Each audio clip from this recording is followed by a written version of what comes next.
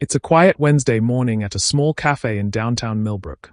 The bell above the door chimes softly, and in walk two little girls, maybe 6 years old, holding hands. Their clothes are wrinkled, their hair needs brushing, but their eyes are determined. The cafe owner looks up from wiping down tables, expecting to see parents following behind. But no one comes through that door. Just these two tiny humans, standing there with their chins up, trying to look brave. And then one of them speaks up with a voice so clear and polite it breaks your heart. "Excuse me, ma. We don't have any money, but we can clean tables or help serve customers. Could we maybe work for some food?" What happens next will restore your faith in humanity. This is a story about kindness, second chances, and how sometimes the smallest acts of love can change everything. If you believe in real-life miracles and the power of human connection, hit that like button and subscribe because you're going to want to share this story with everyone you know. Stay with me until the end, because what unfolds over the next hour will show you that sometimes the people who need help the most are actually the ones who end up helping us find ourselves. Let me take you back to that Wednesday morning at Helen's Cafe. Helen Morrison had owned this little place for about 8 years now. It wasn't fancy, just 12 tables, a counter with 6 stools, and the kind of atmosphere where regulars knew each other's names and coffee orders. Helen was 42, had been running this cafe since her world turned upside down, and she'd gotten used to the routine. Morning rush from 7 to 9, lunch crowd from 11 to 2, and then the quiet afternoon hours where she'd prep for the next day and think about life. That Wednesday started like any other. The morning regulars had come and gone. There was Bob from the hardware store with his black coffee and blueberry muffin, Mrs. Patterson with her tea and toast, and the group of retired teachers who met every Wednesday to solve the world's problems over pancakes. By 10:30, the cafe was empty except for Helen. She was restocking the napkin dispensers when she heard that little bell chime. She looked up, expecting to see someone who'd forgotten their wallet or maybe a delivery driver. Instead, she saw 2 little girls who looked exactly alike. Twins. They had dark brown hair that needed a good brushing, clothes that had seen better days, and they were holding hands so tightly their knuckles were white. But here's what got to Helen immediately. These weren't kids throwing tantrums or demanding candy. They stood there quietly, politely, waiting for her to notice them. The one on the left, let's call her Amy, cleared her throat softly. "Excuse me, Helen put down the napkins and walked over. "Yes, sweethearts. We don't have any money," Amy continued, her voice steady but small. "But we're really good at cleaning. We can wipe tables, sweep floors, maybe help carry plates. We were wondering if we could work for some food." Helen felt her heart skip. The other twin, we'll call her Beth, nodded seriously and added, "We won't make any trouble. We just haven't eaten since yesterday morning." Now, Helen had seen a lot in her 8 years running this cafe. She'd served coffee to people celebrating promotions and comforted others who'd just lost their jobs. She'd watched couples fall in love over shared desserts and helped elderly folks count out exact change with shaking hands. But she had never, ever, had 2 6-year-old children walk into her cafe and ask to work for food. "Where are your parents?" Helen asked gently, crouching down to their eye level. The girls looked at each other, and Beth answered, "It's just us right now." Helen's mind started racing. These children were clean enough that someone was taking care of them, but hungry enough to walk into a stranger's cafe asking for work. Their clothes were old but not dirty. They were polite, well-spoken, and clearly scared but trying not to show it. "You know what?" Helen said, standing up. "I actually could use some help today. How about you 2 sit right here at this table by the window, and I'll bring you some breakfast. Then we can talk about what kind of work you'd like to do." Amy's eyes went wide. "Really? You mean it?" "I mean it.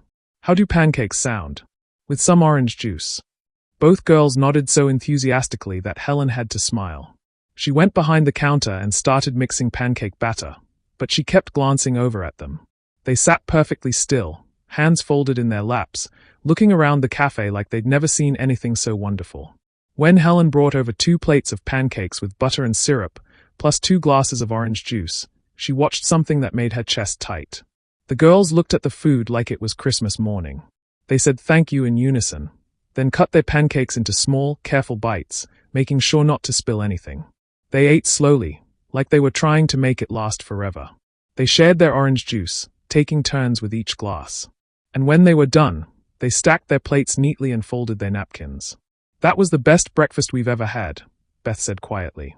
"Now," Amy added, What can we help you with? Helen looked at these two little girls who had somehow walked into her cafe and turned her ordinary Wednesday into something extraordinary. She had questions, lots of them, but right now, all she wanted to do was keep them safe and fed. Well, she said, I could definitely use some help wiping down tables. And maybe you could help me refill the sugar containers. For the next 2 hours, Amy and Beth worked alongside Helen like they'd been doing it their whole lives. They were careful with everything they touched, thorough in their cleaning, and so grateful for every small task that Helen found herself fighting back tears. When the lunch crowd started arriving, Helen had the girls sit at the counter with coloring books she kept for families with kids. She served them grilled cheese sandwiches and tomato soup, and watched as they ate with the same careful gratitude they'd shown at breakfast. As the afternoon wore on, Helen realized she didn't want these girls to leave. Not because she needed the help, but because something about them felt important. Like they'd walked into her cafe for a reason she didn't understand yet. At 3 o'clock, Amy looked at Beth, then at Helen. We should probably go now. Thank you for the food and for letting us help. It was the best day we've had in a long time. Helen's heart clenched. Where are you going? Back to our place, Beth said simply. And where is your place? The girls looked at each other again, having one of those silent conversations that twins seem to master. Finally, Amy said, It's not far. We'll be okay. Helen wanted to ask more questions, but something in their eyes told her to be patient.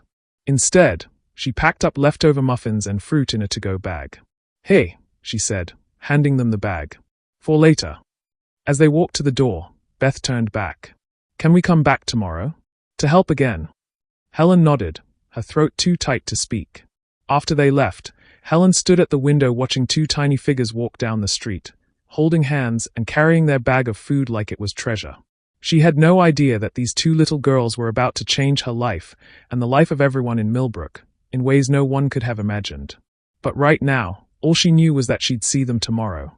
And that was enough. What would you do if 2 6-year-old children walked into your business asking to work for food? Would you turn them away? Call someone? Or would you do what Helen did? Let me know in the comments, because what Helen decides to do next will surprise you. And if you believe that no child should ever have to ask a stranger for food, please hit that like button. This story is just getting started. That night, Helen couldn't sleep. She kept thinking about Amy and Beth, wondering where they were, if they were safe, if they had somewhere warm to sleep. She'd run through every scenario in her mind: runaways, neglect, parents who didn't know where their kids were. But what kept her awake wasn't just worry. It was something else. Something about the way those girls had sat at her counter, coloring quietly while she served lunch customers. The way they'd said please and thank you for everything. The way they'd looked at her like she was some kind of hero just for giving them pancakes. Helen hadn't felt needed like that in a very long time. You see, Helen's story isn't just about running a cafe. 8 years ago, she was a different person living a different life.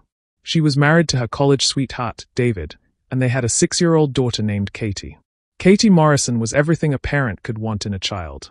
She was curious about everything, kind to everyone, and had this laugh that could fill up a room. She loved helping Helen bake cookies, and she had this habit of arranging her toys in perfect little rows. Helen used to joke that Katie was going to grow up to be either a teacher or a professional organizer, because she was always helping someone with something. The accident happened on a rainy Thursday in October. David was picking Katie up from school, and they were hit by a driver who'd been texting. David survived with a broken leg and some bruises. Katie didn't make it to see Friday. In the months that followed, Helen and David tried to hold their marriage together, but grief is a funny thing. Sometimes it brings people closer, and sometimes it pushes them so far apart they can't find their way back to each other. Helen threw herself into work, taking extra shifts at the bank where she was a loan officer. David threw himself into his job at the engineering firm. They talked about practical things, insurance, bills, what to do with Katie's room, but they stopped talking about feelings. They stopped talking about Katie. 2 years after the accident, David moved out. The divorce was quiet and sad, the kind where nobody fights because they are both too broken to have the energy for anger. Helen used the settlement money to buy the cafe. She told herself she needed a fresh start, a new purpose. She'd always loved baking, and Katie used to say she made the best chocolate chip cookies in the world. But if we're being honest, Helen bought the cafe because she needed a place to hide. A place where she could control the routine, serve coffee and food to people, and not have to think about empty bedrooms and birthday parties that would never happen. For 8 years, that's exactly what she did. She opened at 6 a.m., closed at 6 p.m., and went home to a quiet house where she watched TV and went to bed early. She was kind to her customers, but she kept her distance. She was helpful, but not involved. She was surviving, but not really living. Until Wednesday, when 2 little girls walked into her cafe and asked to work for food. Wednesday morning, Helen got to the cafe at 5:30 instead of her usual 6. She made extra pancake batter, just in case. She put fresh flowers on the table by the window where the girls had Saturday. She told herself she was just being prepared, but her hands were shaking as she unlocked the door at 6 a.m. The morning regulars came and went. Bob with his coffee and muffin. Mrs. Patterson with her tea. The retired teachers with their weekly problem-solving session. At 10:15, Helen heard the bell chime. She looked up from the register where she was pretending to count money for the 3rd time. And there they were. Amy and Beth, holding hands, looking just as neat and polite as they had the day before. "Good morning," Amy said. "We were wondering if you still needed help today." Helen's heart did something it hadn't done in 8 years. It lifted. "I absolutely do," she said. "I was hoping you'd come back." This time, Helen was ready. She'd made special name tags, Amy, assistant manager, and Beth, head of customer service. She'd prepared a breakfast that would have made Katie jump up and down with excitement. Mickey Mouse pancakes with chocolate chip eyes and bacon strips for whiskers. When she set the plates down, both girls gasped.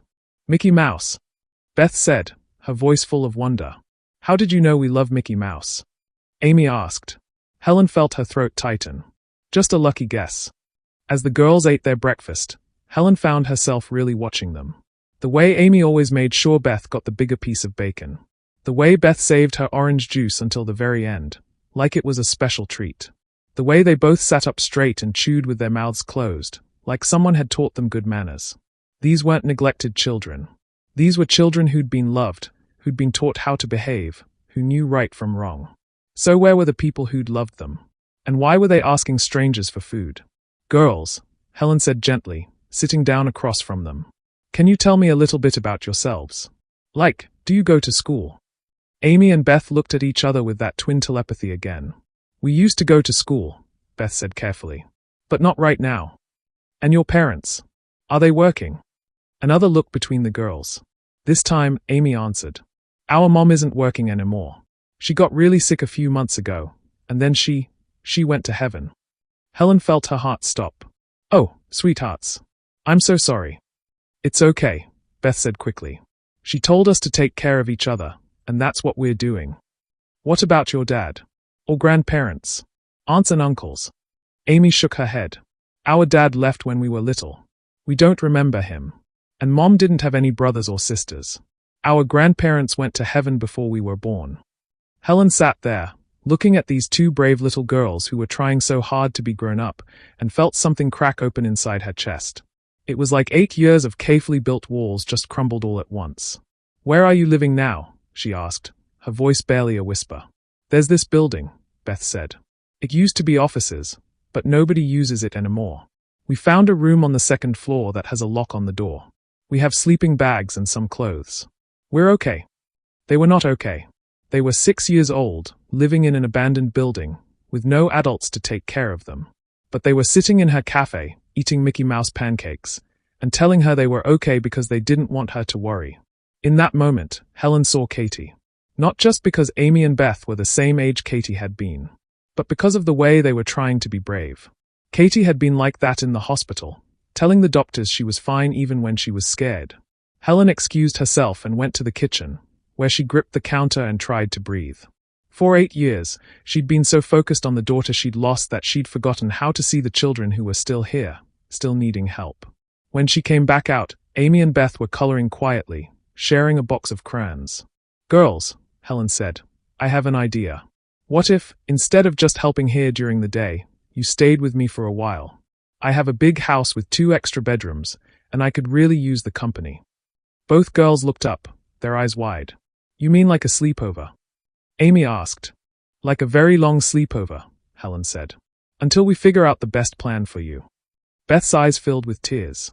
"You really want us to stay with you?" Helen knelt down beside their table. "I really do. I think maybe we need each other.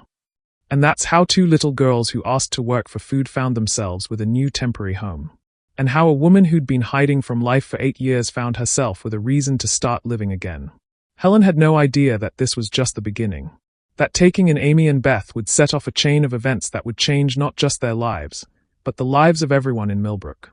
But right now, watching the girls pack up their crayons and get ready to go home with her, Helen felt something she hadn't felt since before Katie went to heaven. She felt hope.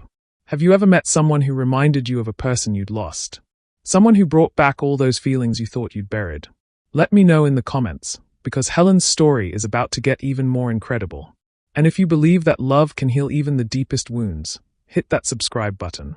You're going to want to follow this journey to the end. The first night Amy and Beth stayed at Helen's house was like watching two different worlds collide. Helen had been living alone for so long that she'd forgotten what it was like to have other people in her space. The sound of running water upstairs while the girls took baths. The chatter of voices in the kitchen. The way the house felt, alive again. Helen had prepared Katie's old room for them. She'd painted over the pink walls with a soft yellow years ago, and she'd donated Katie's toys and clothes to charity. But she'd kept the twin beds that she and David had bought when they were thinking about having another baby. Watching Amy and Beth explore the room, touching everything carefully like they were in a museum, Helen felt that familiar ache in her chest. But this time, it wasn't just sadness. It was something else. Something that felt like Katie would have wanted these girls to be here. Over the next few days, Helen learned more about Amy and Beth's story. Their mother, Jessica, had been a single mom working 2 jobs, cleaning offices at night and waiting tables during the day. When she got sick, she couldn't work anymore, and the medical bills piled up fast. Mom tried to keep everything normal for us, Amy explained one evening as they ate dinner together. She still made us breakfast every morning and helped us with homework. But we could hear her crying at night sometimes. She made us promise that if anything happened to her, we'd stick together and be brave, Beth added. She said we were stronger together than apart.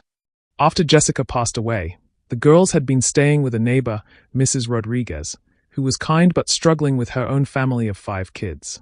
When the landlord came around looking for rent money that Jessica couldn't pay anymore, Mrs. Rodriguez tried to help, but she didn't have enough money either. Mrs. Rodriguez cried when she told us she couldn't keep us, Amy said. She said she'd called some people to help find us a good home, but it might take a while.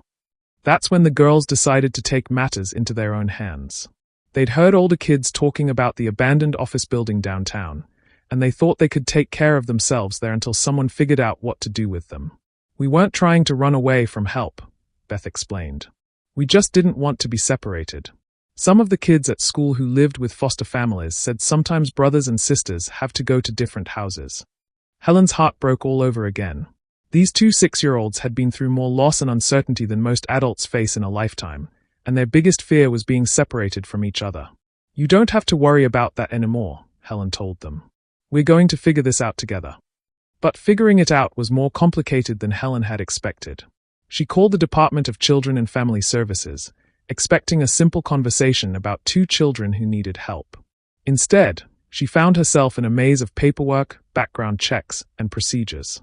I understand you want to help these children, the caseworker, Ms. Johnson, explained during her visit to Helen's house. But there are protocols we have to follow. We need to verify their story, locate any possible relatives, and go through the proper channels for placement. Amy and Beth sat quietly on the couch during this conversation, holding hands and looking scared. Helen could see them thinking the same thing. Here we go again, adults making decisions about our lives without asking us what we want. How long does all this take? Helen asked. It could be several weeks, maybe months, Ms. Johnson said.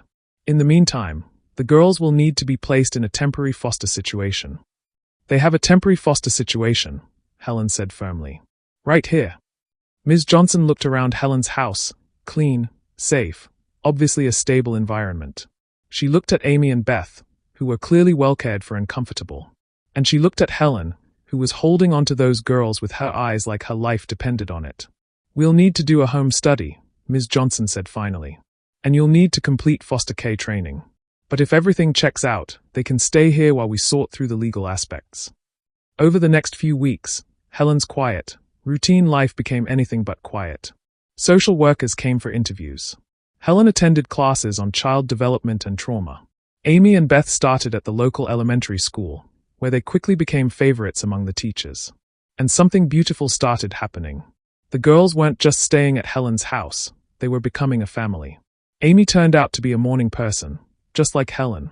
She'd wake up early and help make breakfast, chattering about her dreams or what she wanted to do that day. Beth was more of a night owl, and she'd sit with Helen after dinner, reading books or working on puzzles. Both girls loved helping at the cafe. Word had gotten around town about Helen's helpers, and customers started coming in specifically to see Amy and Beth. The girls would greet regulars by name, remember how they liked their coffee, and beam with pride when someone complimented their table-wiping skills. Helen realized she was laughing more than she had in years. Real laughter, not the polite chuckles she'd gotten used to. Amy and Beth had this way of finding joy in the smallest things: a perfectly shaped cloud, a dog walking by the cafe window, the way whipped cream swirled in hot chocolate. But late at night, after the girls were asleep, Helen would lie in bed and worry. What if Ms. Johnson found a distant relative who wanted the girls? What if the state decided Helen wasn't the right fit? What if she was getting too attached to something that might not last? One evening, about a month after the girls had moved in, Helen was cleaning up the cafe when she heard a soft knock on the door. The sign said closed, but she could see Amy and Beth through the glass, still in their school clothes. "We wanted to surprise you," Amy said when Helen let them in. "We made you something." Beth pulled out a piece of construction paper with a drawing on it.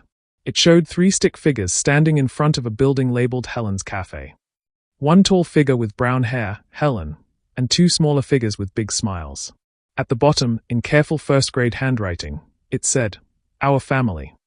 Helen looked at that drawing and felt something she hadn't felt since Katie was alive. She felt complete. "Do you like it?" Beth asked anxiously. Helen knelt down and pulled both girls into a hug. "I love it. And I love you too." "We love you too," Amy whispered. "Can we really be a family?" "Yes," Helen said without hesitation.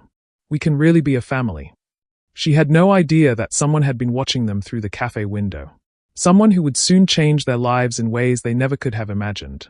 But right now, holding Amy and Beth in the cafe where they'd first met, Helen felt like she had everything she needed. She had her girls, her purpose, and hope for the future. Do you believe everything happens for a reason? That sometimes the people who come into our lives are exactly who we need, exactly when we need them? Let me know in the comments, because this story is about to take an incredible turn.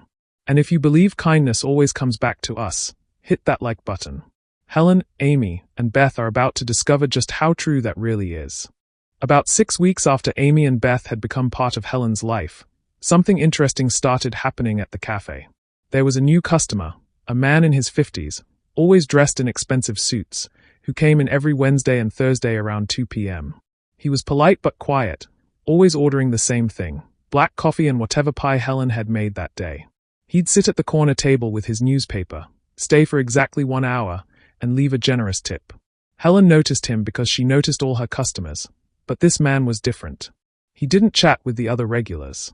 He didn't make small talk about the weather or complain about politics. He just observed. And what he seemed to be observing most was Amy and Beth. The girls had settled into a routine at the cafe.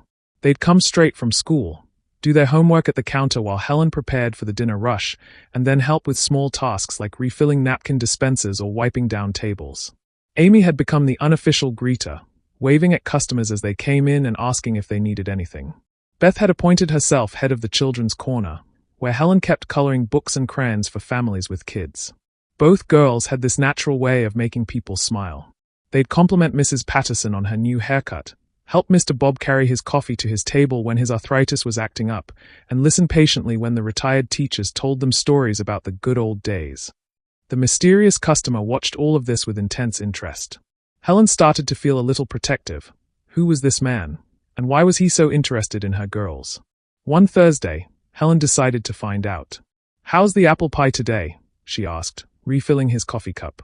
"Excellent, as always," he replied, but his eyes were on Amy, who was helping a new customer find a table.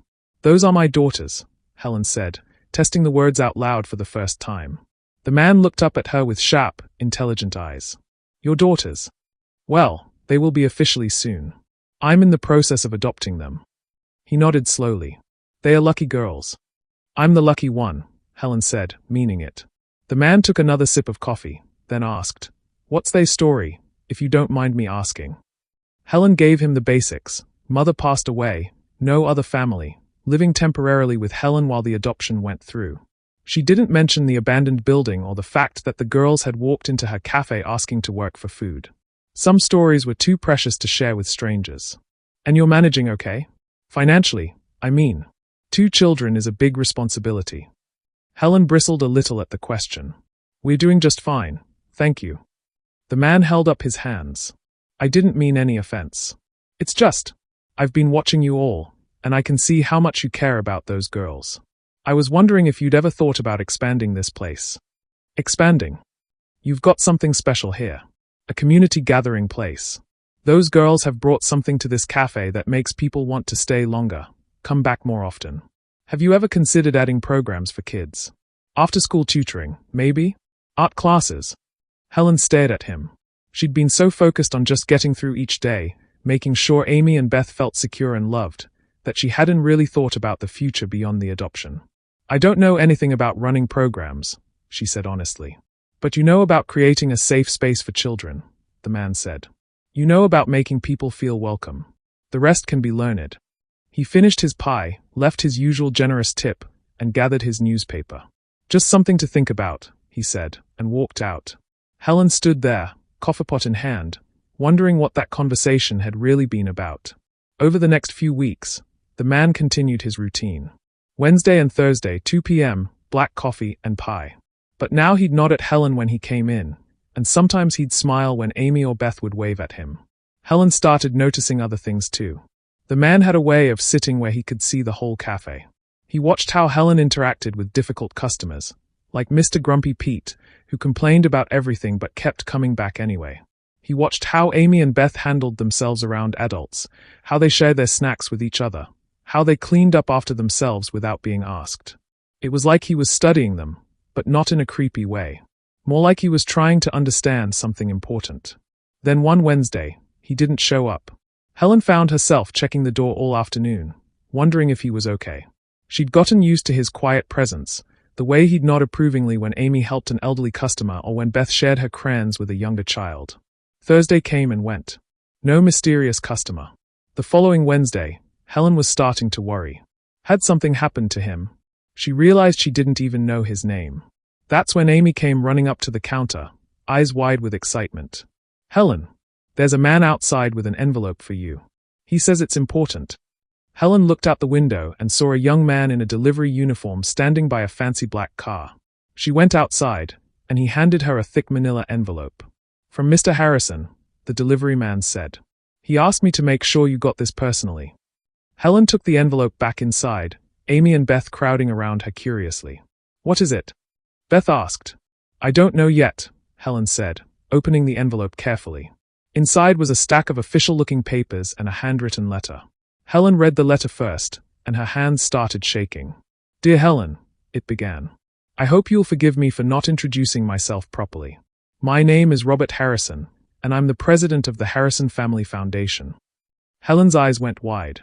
The Harrison Family Foundation was famous around the state for its charitable work, building schools, funding children's programs, supporting families in need. The letter continued. For the past 2 months, I've been coming to your cafe not just for the excellent coffee and pie, but to observe something remarkable.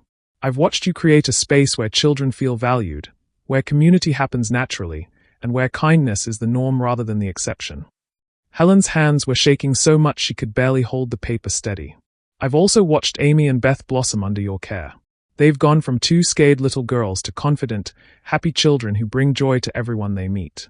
What you've accomplished in just a few weeks is extraordinary. Amy and Beth were reading over Helen's shoulder now, their eyes getting bigger with each word. I would like to offer you a grant from our foundation to expand Helen's Cafe into a community center for children and families. The grant would cover renovation costs, equipment, and operating expenses for the first 3 years. I've included the details in the attached documents. Helen had to sit down. This couldn't be real. The only condition, the letter concluded, is that you continue to do exactly what you're already doing, creating a place where children are valued, where families are supported, and where community happens 1 cup of coffee at a time. Thank you for showing me that real wealth isn't measured in what we keep, but in what we give away. Sincerely, Robert Harrison. Helen looked at the attached documents. The grant was for $500,000. $500,000. Amy and Beth were jumping up and down, hugging each other and Helen. Does this mean we can have art classes? Amy asked. And story time for little kids. Beth added. Helen laughed through her tears. It means we can have whatever you want. But as exciting as the grant was, Helen kept thinking about that last line in the letter. Real wealth isn't measured in what we keep, but in what we give away. Robert Harrison was a wealthy man who could have given money to any organization in the country. But he'd chosen to give it to a small cafe in Millbrook because he'd watched Helen give love to two little girls who needed it. Helen had thought she was just trying to help Amy and Beth. She had no idea that her kindness was being noticed, that it was inspiring someone else to be generous. That night, after the girls were asleep, Helen sat at her kitchen table reading through the grant documents. The money would change everything. They could add a children's library, create space for tutoring and art classes, maybe even start a program to help other kids who were going through tough times. But the real gift wasn't the money. It was the reminder that kindness creates more kindness. That when you open your heart to help someone, you never know who might be watching, who might be inspired to help too. Who do you think Robert Harrison really was? A guardian angel? A philanthropist who remembered what it was like to need help? Drop your theory in the comments, because Helen's story is about to get even more amazing. And if you believe strangers can be blessings in disguise, hit that like button. This story is proof that kindness really does come back to us, usually when we least expect it. The transformation of Helen's Cafe into the Helen's Cafe Community Center took about 4 months, and it was like watching a butterfly emerge from its cocoon. What had once been a simple 12-table cafe became something magical, a place where amazing things happened every single day. Robert Harrison's grant money went further than Helen had ever imagined. The space next door became available, Old Murphy's shoe repair shop, and Helen was able to rent it and knock through the wall, doubling the size of the space.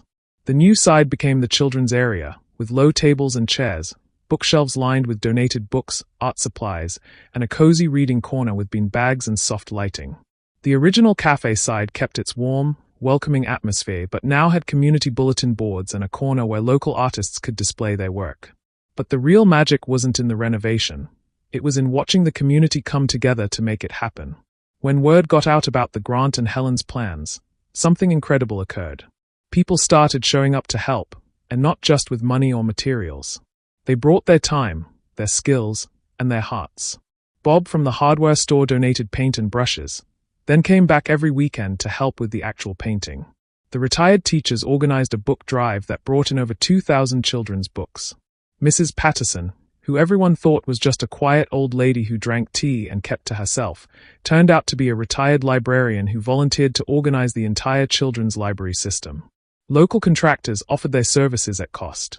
The high school art teacher brought her students to paint a mural on the children's side, a beautiful scene of kids playing in a park, with Amy and Beth's faces included among the painted children. But what really touched Helen's heart was watching Amy and Beth during the renovation. They appointed themselves official greeters for all the volunteers, making sure everyone had coffee and snacks. They'd sweep up sawdust, organize supplies, and chat with workers about their families and pets. They are like little ambassadors of joy, one of the contractors told Helen. I've been doing this job for 20 years, and I've never had helpers who made me smile this much. The girls had also become minor celebrities at school. Their teacher, Mrs. Kim, told Helen that Amy and Beth's story had inspired a school-wide kindness project. Kids were looking for ways to help their neighbors, volunteer in their community, and stand up for classmates who needed support. They don't even realize the impact they are having, Mrs. Kim said. They just naturally look for ways to help others, and it's contagious. As the renovation neared completion, Helen started planning the programs they'd offer. There would be after-school tutoring for kids who needed extra help, art classes on Saturdays, story time for preschoolers on Wednesday mornings, a teen job training program where older kids could learn customer service and basic work skills. But Helen's favorite addition was something Amy and Beth had suggested, a new friends lunch every Sunday, where families new to town, elderly people who lived alone, or anyone who just needed company could come for a free meal and conversation. Nobody should have to eat alone if they don't want to, Amy had said with the wisdom of someone much older than 6. The grand reopening was scheduled for a Saturday in early spring.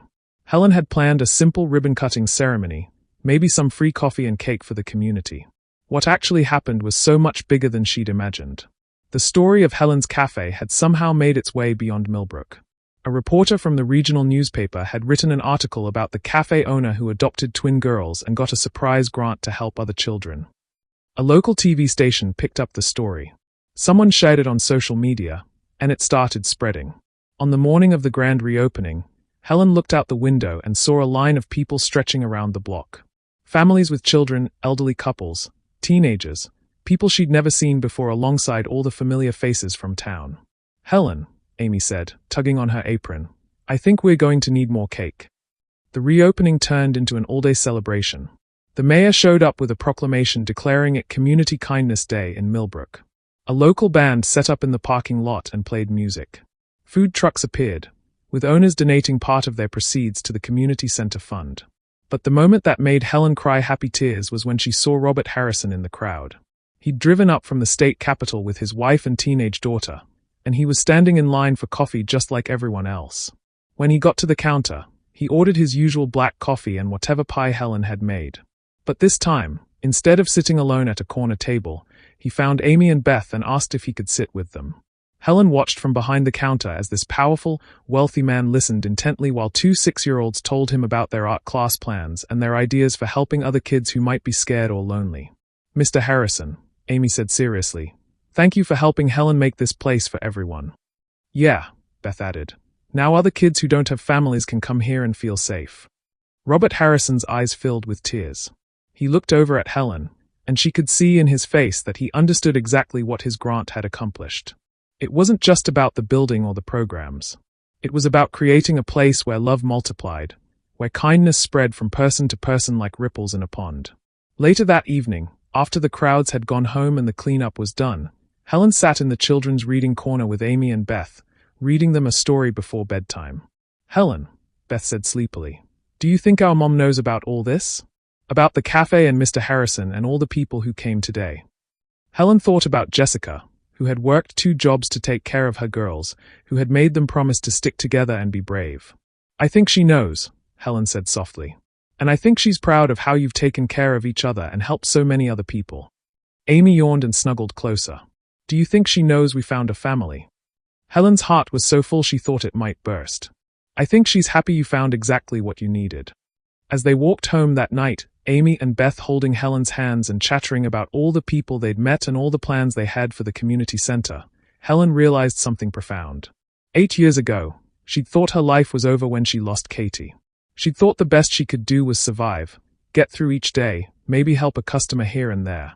But Amy and Beth had shown her that life doesn't end when we lose someone we love. It changes, and it can become something beautiful and meaningful in ways we never expected. They'd asked for food, and she'd given them love. They'd needed a family, and she'd needed a purpose. Together, they'd created something that was helping their entire community believe in kindness again. What started with hunger had ended in healing, not just for Helen, Amy, and Beth, but for everyone who walked through the doors of Helen's Cafe Community Center. Have you ever seen your community come together for something beautiful? A moment when people put aside their differences and work together to help others? Share your story in the comments, because Helen's journey is about to take another incredible turn. About 3 months after the grand reopening, Helen's life had settled into a wonderful new rhythm.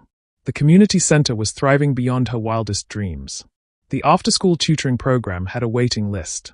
Saturday art classes were packed with kids creating masterpieces with paint-covered fingers and huge smiles. The Sunday New Friends lunch had become so popular that people were volunteering to cook just so they could be part of it. Amy and Beth were flourishing too. Their adoption had been finalized just 2 weeks after the grand reopening. Ms. Johnson had told Helen it was the easiest case she'd ever processed, because it was obvious to everyone involved that these 3 belonged together. The girls were excelling in school, had made several close friends, and had developed their own special roles at the community center. Amy had become the official welcome committee for new families, with an amazing ability to make shy kids feel comfortable. Beth had started a buddy system where older kids were paired with younger ones during activities. Helen often found herself just watching them interact with other children and marveling at their natural kindness. They remembered what it felt like to be scared and alone, and they made sure no other child ever felt that way at the community center. Life was good. Really, truly good. Which is why Helen was so surprised when her heart nearly stopped at the sight of the man walking through the community center doors on a busy Saturday afternoon. David Morrison. Her ex-husband. The man she'd been married to for 12 years and hadn't seen in over 6 years. He looked older, of course. His dark hair was now salt and pepper, and he had lines around his eyes that hadn't been there before.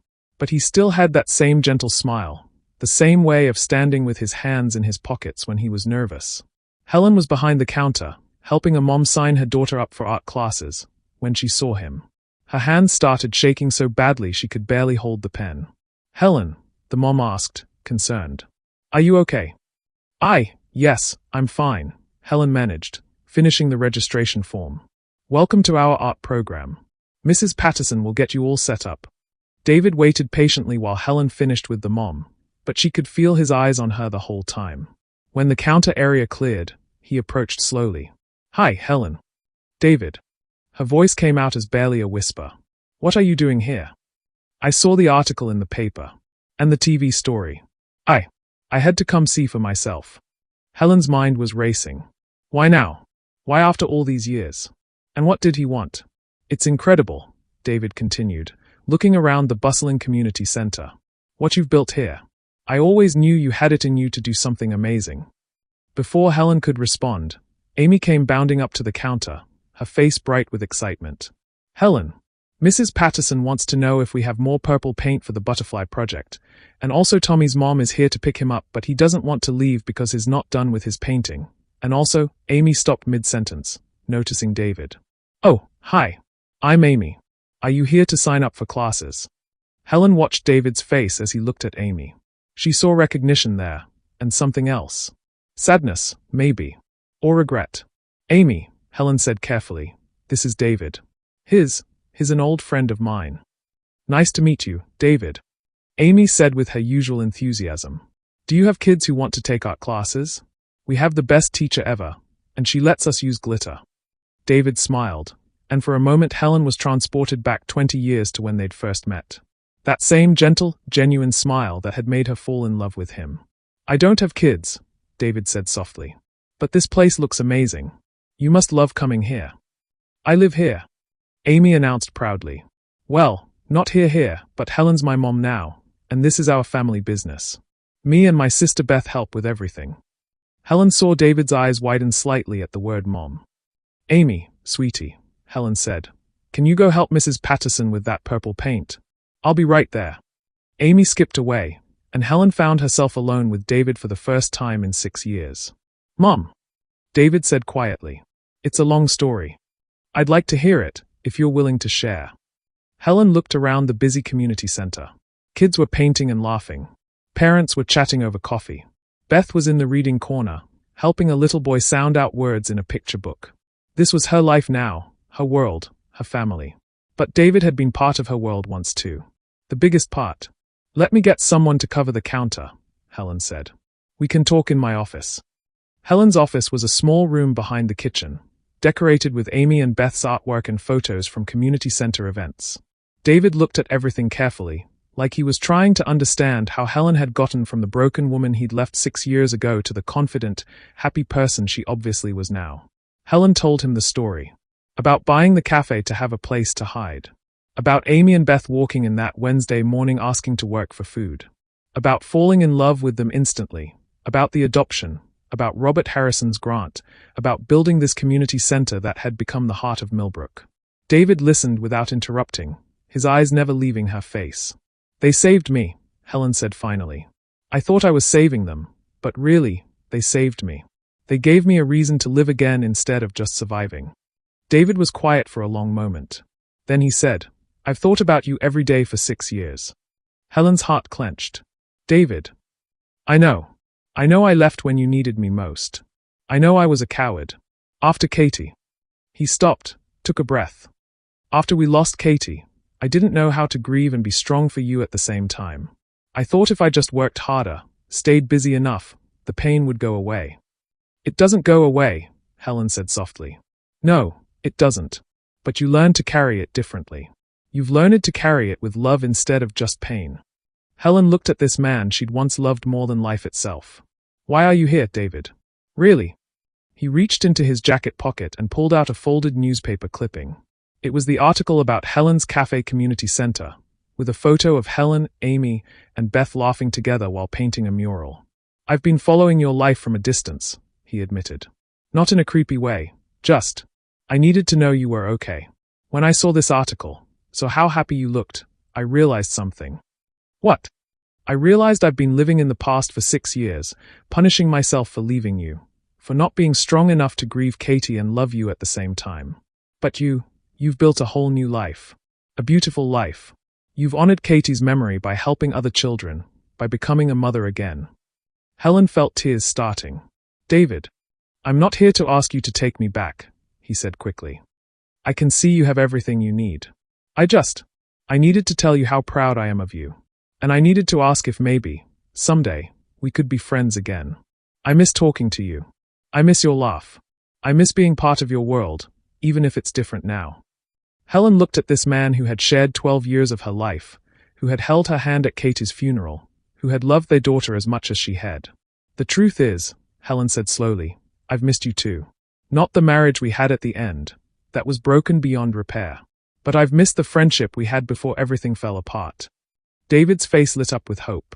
"But David, my life is completely different now. Amy and Beth are my priority, my focus, my everything. If you want to be friends, you have to understand that they come first, always." "I wouldn't expect anything else," David said. "I'd like to meet them properly, if that's okay. And I'd like to hear more about this place, maybe find ways to help." Just then, there was a knock on the office door. Amy's voice came through. "Helen? Beth cut her finger on some paper, and she needs a Band-Aid, and also we're out of orange juice for snack time." Helen smiled and opened the door. Amy and Beth were standing there, Beth holding up a finger with a tiny cut that definitely needed attention and sympathy. "Come here, sweetheart," Helen said, pulling Beth into a hug and examining the cut. "David, these are my daughters. Amy, who you met, and Beth. Girls, this is David. We used to be married a long time ago, before you were born." Beth, who was usually shyer than Amy with strangers, looked up at David with interest. "Were you Helen's husband when she was younger?" "I was," David said gently. "Did you love her?" Amy asked with 6-year-old directness. "Very much," David answered honestly. "Do you still love her?" Beth wanted to know. David looked at Helen, then back at the girls. "I'll always love Helen. She's a very special person. But now we're friends." Amy tilted her head, considering this. "Like how I'll always love my first mom even though Helen's my mom now." "Exactly like that," David said, and Helen could see he understood perfectly. "Okay," Amy said, satisfied. "Do you want to see our art project? We're making a mural about families, and it has all different kinds of families on it." As Amy and Beth led David out to see their mural, chattering about their school and their friends and their plans for the community center, Helen felt something she hadn't expected. Peace. For 6 years, there had been this hole in her life where David used to be. Not because she wanted him back romantically, but because he'd been such a big part of her story.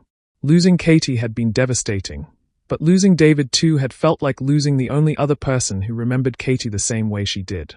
Now, watching him listen patiently while Amy explained the complex family tree she'd painted. "This is Helen and me and Beth, and this is my first mom in heaven, and this is Beth's imaginary friend Roger who's invisible but very important."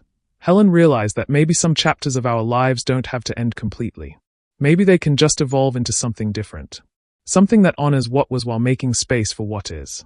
David stayed for 2 hours that first day, helping with cleanup and meeting some of the other volunteers. When he left, he hugged Amy and Beth goodbye like he'd known them forever, and he shook Helen's hand with a promise to call soon. "I like him," Amy announced after he'd gone. "He listens good, and he didn't get impatient when I told him about Roger." "He seems nice," Beth agreed. "And he has sad eyes like you used to have, but not as sad." Helen looked at her wise, observant daughters and marveled once again at their ability to see straight to the heart of things. "Do you believe true love can come back after years apart? Not necessarily romantic love, but the deep connection between two people who've shared joy and loss together? Let me know in the comments, because Helen's story is about to show us that sometimes the best kind of love is the kind that grows and changes and finds new ways to bloom.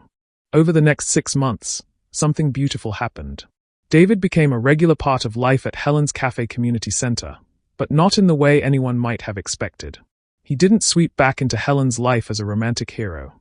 He didn't try to reclaim his place as her husband or even her closest confidant. Instead, he found his own unique role in their extended family, something like a favorite uncle who happened to understand Helen better than most people. David had taken early retirement from his engineering job and moved back to Millbrook. He rented a small apartment downtown, just a few blocks from the community center, and started volunteering 3 days a week. It turned out that David had a gift for working with the teenage job training program. His engineering background made him great at teaching practical skills, but more than that, he had this way of talking to teenagers that made them feel heard and respected. "Mr. David doesn't talk down to us," 16-year-old Marcus told Helen one day. "He treats us like we're already adults, just learning the ropes." Amy and Beth had adopted David into their world with the easy acceptance that children have for adults who treat them well. He wasn't trying to be their father. They understood that their mom Jessica would always be their first mom, and Helen was their forever mom. But David became something special, the adult who had time for their questions, who never seemed too busy to help with homework, and who remembered every single detail they told him about their days. Helen watched this unfold with amazement. The David she'd been married to had always been kind, but he'd also been busy, distracted, focused on providing rather than being present. This David was different. Grief and loss had taught him what really mattered. "I spent 12 years working 60-hour weeks so we could have a bigger house, a nicer car, a better life," he told Helen one evening as they cleaned up after a particularly busy Saturday at the community center. But Katie didn't need a bigger house. She needed more time with her dad. "I can't get that time back, but I can make sure I don't make the same mistake twice." Helen understood completely. They'd both learned, in their own ways, that love isn't something you provide for people, it's something you share with them. The relationship between Helen and David settled into something comfortable and healing. They weren't rekindling romance, but they were rebuilding friendship. They could talk about Katie now without both of them falling apart. They could share memories that made them smile instead of just cry. More importantly, they could be partners in honoring Katie's memory through their work with other children. David had an idea one day that made Helen's heart soar. What if we started a scholarship fund in Katie's name? For kids who want to go to college but need help with expenses. Helen loved it immediately. "We could do fundraisers here at the center. Maybe an annual event." Katie always wanted to be a teacher, David remembered.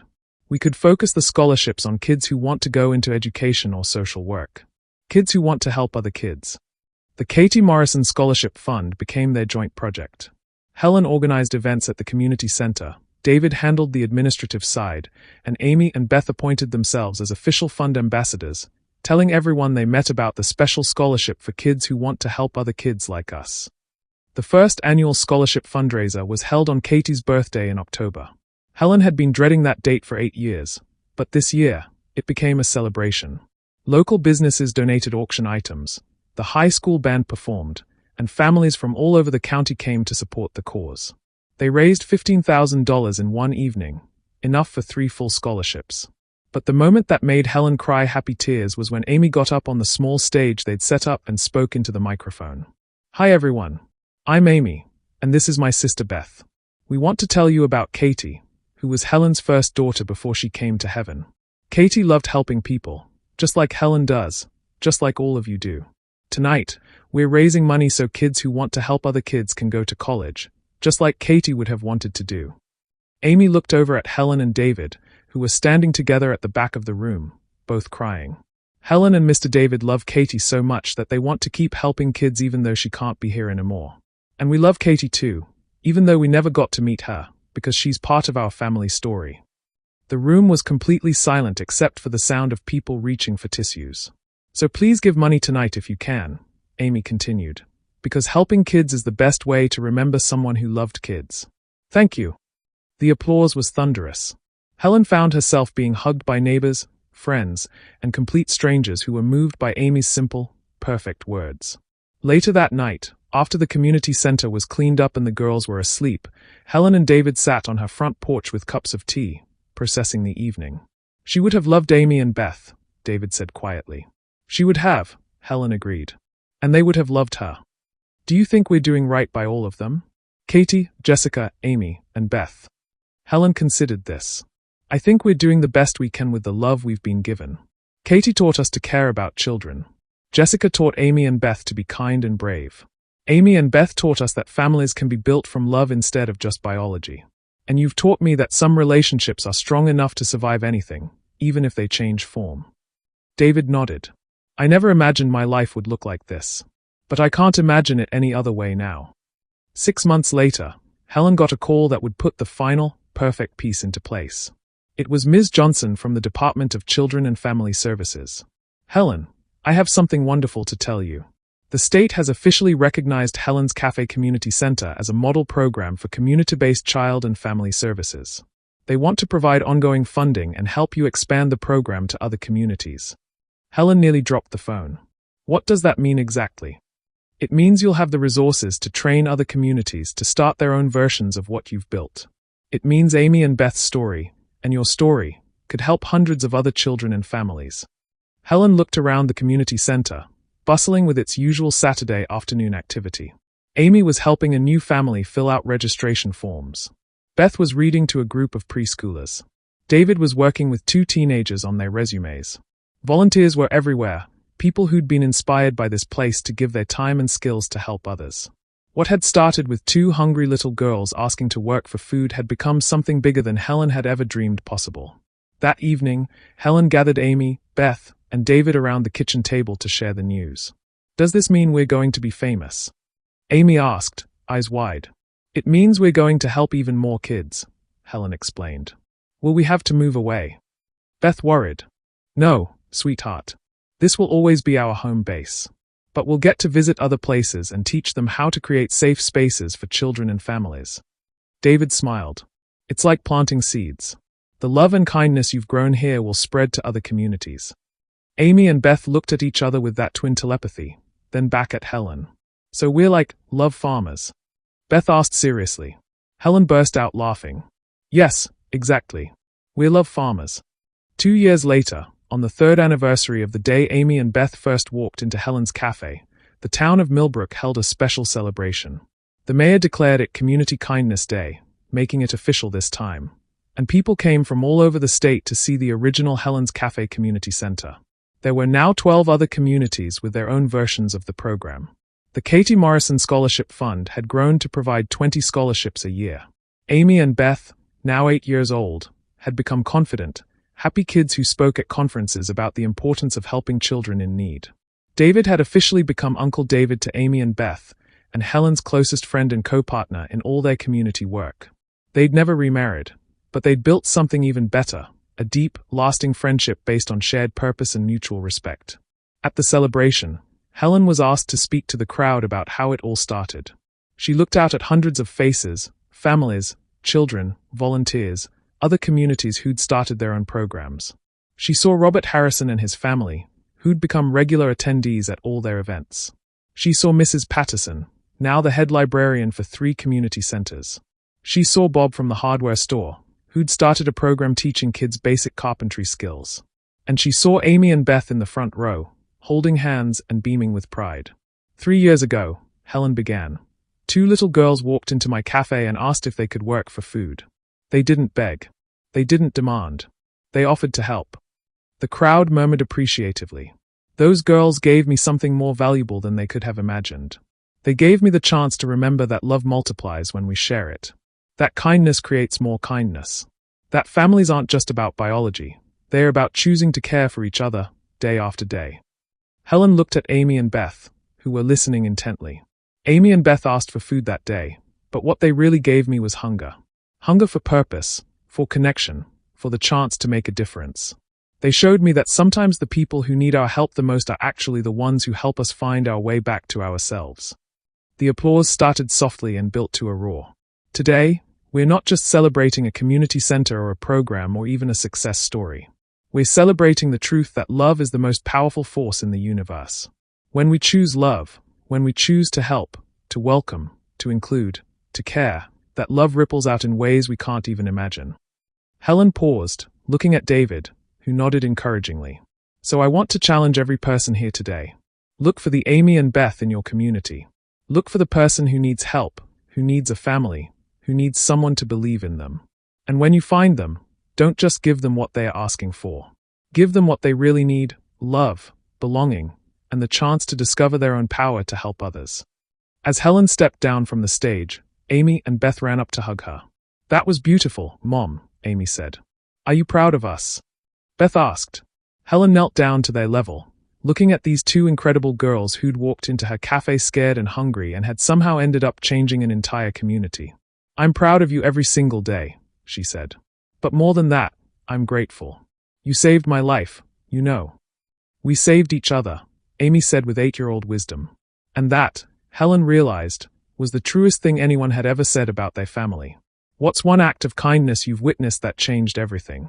One moment when someone's generosity created a ripple effect that spread further than anyone expected? Share your story in the comments, because Helen, Amy, and Beth's journey proves that love really can change the world, one person at a time.